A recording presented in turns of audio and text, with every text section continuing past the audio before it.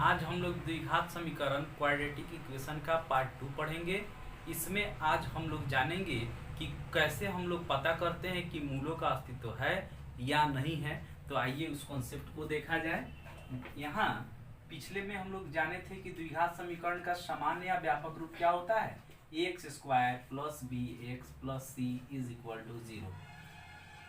और इसके लिए डी बराबर जो विवेचक डिस्क्रिमिनांट होता है, इसका हम लोग फॉर्मूला जाने थे, डी बराबर बी स्क्वायर माइनस 4ac। हम लोग ये जान चुके थे। अब हम लोग जानेंगे कि कब मूलों का अस्तित्व होगा और कब मूलों का अस्तित्व नहीं होगा। तो यहाँ सबसे पहला कंडीशन है कि यदि हम लोग डी निकाले और डी का मान 0 के बराबर हो जाए, या डी को ही हम लोग क्या कह सकते हैं, बी स्क्वायर माइनस 4ac 0 के बराबर हो, तो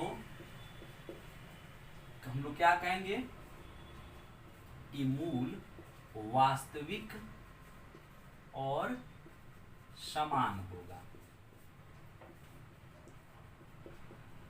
मूल वास्तविक और समान होगा, यानी कि वास्तविक कहने का मतलब हो गया कि मूलों का अस्तित्व होगा, और समान कहने का मतलब हो गया कि दोनों का मान सेम आएगा। जैसे कि आप लोग जानते हैं द्विघात समीकरण है तो उसका दो मूल होगा अल्फा बीटा, तो उसमें दोनों का मान जब निकालिएगा तो दोनों का मान समान आएगा। कब? यदि डी 0 के बराबर हो जाए तो। यदि डी निकाला जाता है और 0 से बड़ा हो जाए, या बी स्क्वायर माइनस 4ac 0 से बड़ा हो, तो हम लोग कहेंगे कि मूल वास्तविक और असमान होगा। इस स्थिति में भी मूल वास्तविक होगा लेकिन असमान होगा, यानी अल्फा बीटा का मान अलग अलग आएगा।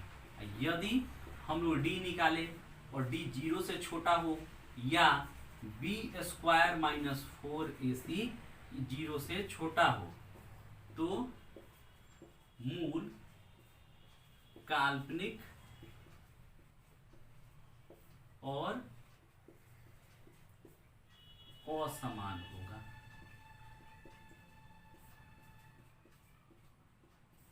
क्लास 10th में केवल जब वास्तविक होगा यानी कि मूलों का अस्तित्व होगा तभी हम लोग को हल करना है। तो अगर पूछा जाए कि मूल वास्तविक हो, या इसी को हम लोग कह सकते हैं कि मूलों का अस्तित्व हो, तो क्या होना चाहिए, तो दोनों कंडीशन इसमें आ जाना चाहिए हो। तो यानी कहने का मतलब है कि डी 0 से बड़ा भी हो सकता है और 0 के बराबर भी, यानी कि इस दोनों कंडीशन में रहेगा तो मूलों का अस्तित्व है, और इसमें जो रहेगा तो कहा जाएगा कि मूलों का अस्तित्व नहीं है। तो अब जैसे कि यहाँ दे दिया जाए कि निम्नलिखित द्विघात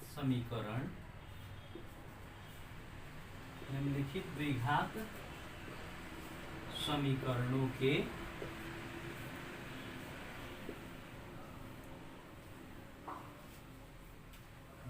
के लिए बताएं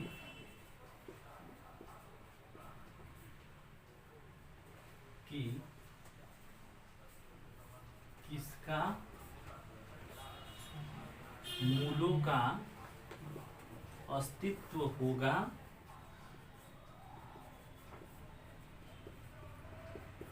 और किसका नहीं।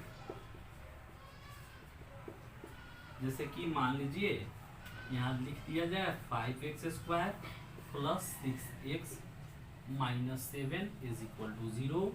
फिर लिख दिया गया जैसे कि X square plus 5x minus 4 is equal to 0, मतलब इस तरह से कुछ भी लिख दिया जाए। या फिर लिख दिया जाए, जैसे कि मान लीजिए कि X square plus X plus 1 बराबर 0, X square minus 4x plus 4 is equal to 0। अब इसमें पूछा जाए कि किसके मूलों का अस्तित्व होगा और किसके मूलों का अस्तित्व नहीं होगा। तो सीधा सीधा बात है कि अगर हम लोग डी निकाले माइनस में आ जाए तो हम लोग कहेंगे कि मूलों का अस्तित्व नहीं होगा, और माइनस में नहीं आए तो हम लोग कह देंगे कि मूलों का अस्तित्व होगा। इससे यही निष्कर्ष निकलता है। तो यहाँ जैसे कि हम लोग क्या करें,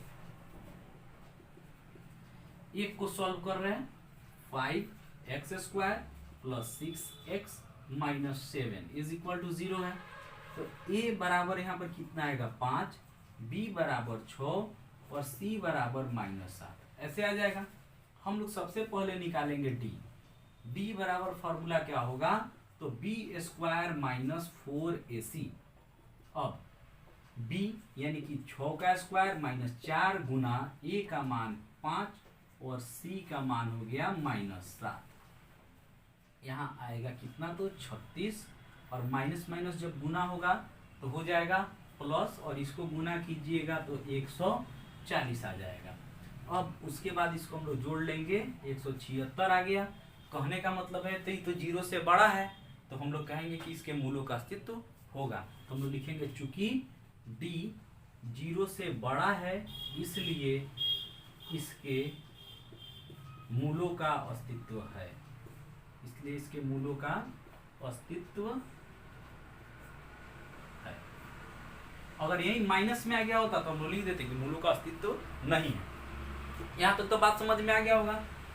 अब एक क्वेश्चन और सॉल्व करते हैं इसमें का।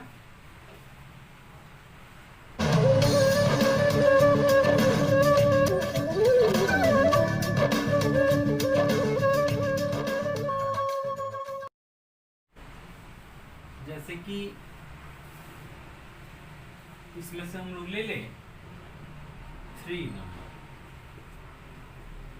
X square plus X plus 1 is equal to 0। तो यहाँ a, b और c लिखना।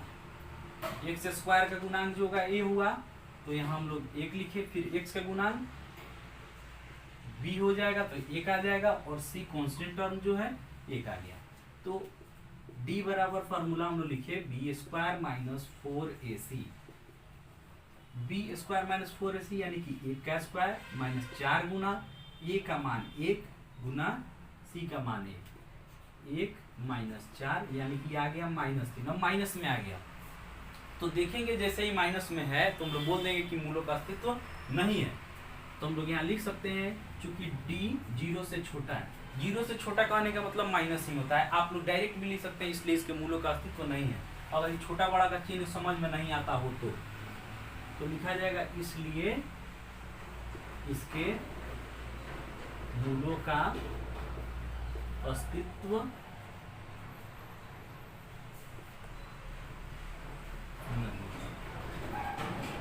यहाँ तक तो बात समझ में आ चुका होगा।